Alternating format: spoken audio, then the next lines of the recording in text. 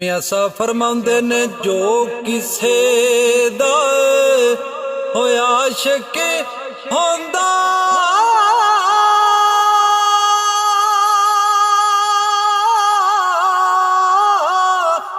ਤੇ ਉਸ ਦੀ ਗੱਲ ਕਰਦਾ ਉਹ ਸੌ ਮਕਰ ਬਹਾਨੇ ਪਾ ਕੇ ਤੇ ਉਹੀ ਮਰਦਾ ਸਦਾ ਨਾ ਬਾਗੀ ਉਹ ਬੁਲਬੁਲ ਹੋ ਬੋਲੇ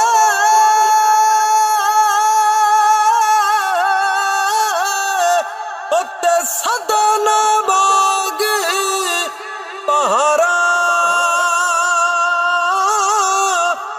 सदा न मापे उसन जवानी उते सदा न सोबत यारा मिठा मेवा ओ बेरी हुंदे वे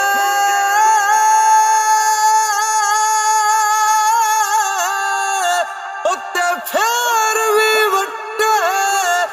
आवे ओ सबर बेरी दा वेख मुहम्मद ओ जड़ी नेकियां करे दी जावे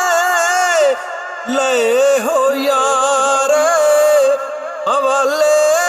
मुड़ रब दे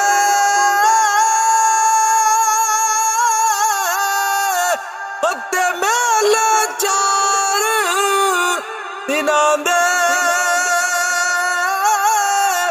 उस दिन दी ओ मुबारक वसी ते जिस दिन फिर